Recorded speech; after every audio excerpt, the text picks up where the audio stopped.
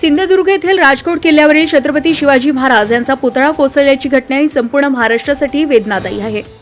त्या घटनेच्या निषेधार्थ राष्ट्रवादी काँग्रेस पक्षाने जिल्हाध्यक्ष सुनील राऊत, प्रदेश सरचिटणीस अतुल वानदेले यांच्या नेतृत्वात निदर्शने देत आंदोलन करण्यात आले।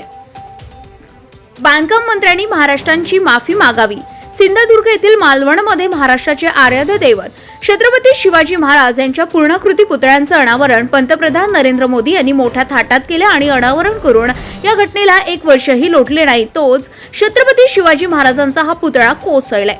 या प्रकरणी बांधकाम मंत्री यांनी राजीनामा देऊन अवघ्या महाराष्ट्रातील जनतेची माफी मागावी व मुख्यमंत्री यांनी यांची सर्वस्वी जबाबदारी स्वीकारून राजीनामा घ्यावा व निकृष्ट काम केलेल्या कंत्राटदाराला काळ्या यादीत समाविष्ट करावे अशी मागणी करत यावेळी राष्ट्रवादी काँग्रेस पार्टी शरदचंद्र पवार हिंगणघाटतर्फे निषेध आंदोलन करण्यात आले। तसेच भविष्यात कधीही महापुरुषांचा असला अपमान सहन केला जाणार नाही असा इशाराही प्रदेश सरचिटणीस अतुल वानदेले यांनी यावेळी दिलाय।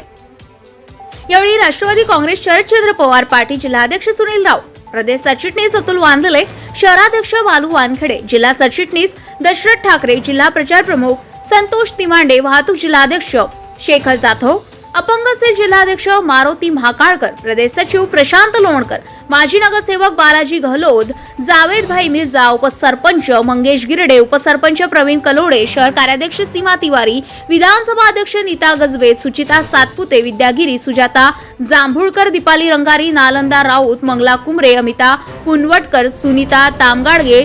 अजय परबत, सुनील भुते, पप्पू आष्टीकर, गणेश जोशी, प्रल्हादजी तुराळे, राजू मेसेकर, उमेश नेवारे, बबलू खान, हेमंत घोडे, कुणाल येसंबरे, राजू मेसेकर, सचिन भडे, विपुल थुल, मोहम्मद शाहिद, बच्चू कलोडे, राजू सराटे, विपुल वाढई, पंकज भडग, प्रवीण भुते, सुशील घोडे, आकाश हुर्ले, गजानन महाकाळकर, सौरभ घोडखांदे, संकेत वंजारी, चेतन येनोरकर आदी पदाधिकारी व कार्यकर्ते यावेळी मोठ्या संख्येने उपस्थित होते। गजा महाराष्ट्र 24 न्यूज करिता भाऊराव कोटकर, वर्धा।